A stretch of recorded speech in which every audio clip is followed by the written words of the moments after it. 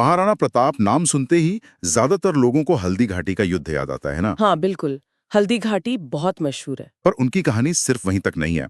आज हम उनके संघर्ष के उस दौर की बात करेंगे जो हल्दी घाटी के बाद भी चलता रहा। हाँ, और ये दौर शायद कम चर्चित है पर उतना ही महत्वपूर्ण है, उनके शौर्य, स्वाभिमान और आजादी की लड़ाई का। हमारे पास महाराणा प्रताप शौर्य, रणनीति और स्वाभिमान का प्रतीक नाम के स्रोत से कुछ जानकारी है जो इसी हिस्से पर रोशनी डालती है। जी। तो आज की ये पड़ताल इसी पर है।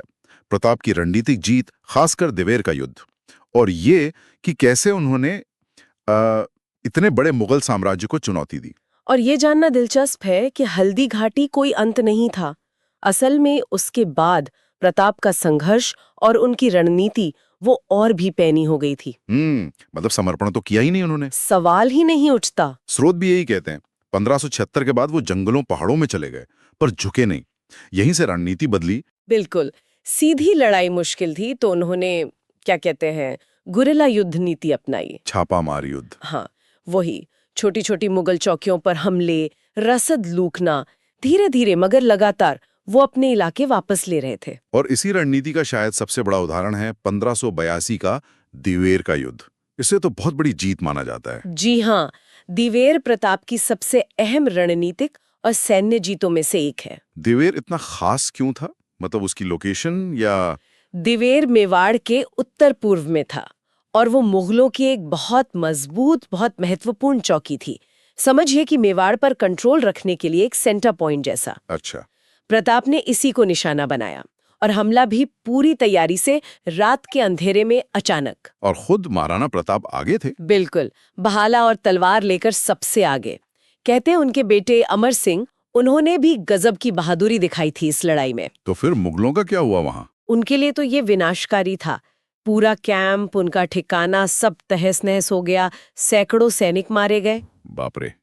इस जीत का असर इतना जबरदस्त था कि कुछ इतिहासकार तुलना करते हैं।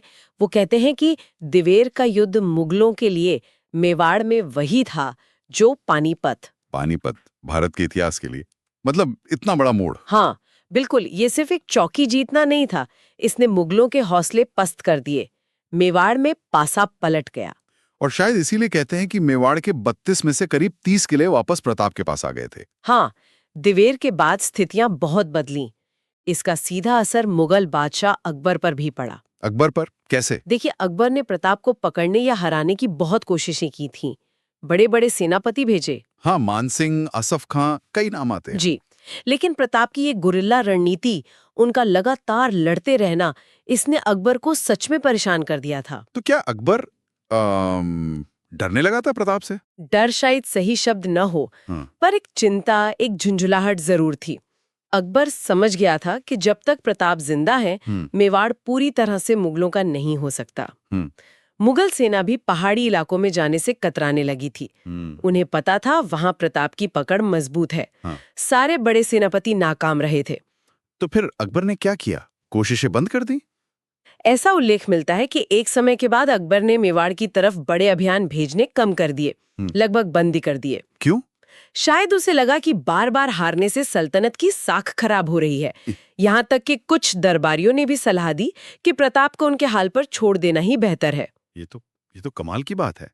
एक अकेला राजपूत राजा और इतना बड़ा साम्राज्य। बिल्कुल, प्रताप का साहस, उनका स्वाभिमान, अपनी मिट्टी से उनका प्यार, इसी ने अकबर जैसे सम्राट को भी सोचने पर मजबूर कर दिया। दिवेर का युद्ध उनकी सैन्य प्रतिभा का सबूत है। और उनका वो वाक्य भी है ना, अपनी मातृभूमि के लिए मर मिटना ही सच्चा धर्म है। जी, वो उनके जज्बे को दिखाता है। तो सारी यह है कि महाराणा प्रताप की कहानी सिर्फ हल्दी घाटी तक नहीं रुकती। वो एक ऐसे योद्धा थे जिन्होंने हार के बाद भी रणनीति बदली, दिवेर जैसी बड़ी जीत हासिल की और अकबर के मन में भी एक संशय पैदा किया। हाँ, दिवेर सिर्फ एक लड़ाई नहीं थी, ये प्रताप की वापसी का, उनकी कभी हार न मानने वाली इच्छा शक्ति का प्रतीक थी। इसने मेवाड़ का नक्शा बदल दिया। ये वाकई सोचने वाली बात है कि अगर हम इतिहास के नायकों को सिर्फ उनकी सबसे मशहूर घटनाओं से ना देखें, बल्कि उनके पूरे संघर्ष को, दिवेर जैसी रणनीतिक जीतों को भी उतनी ही अहमियत दें, तो शायद इतिहास की हमारी समझ कुछ अलग हो। बिल्कुल, जब हम सुर्खियों से हटकर देखते हैं तो कहानी अक्सर ज्यादा गहरी और ज्यादा प्रेरणादायक नजर आती है।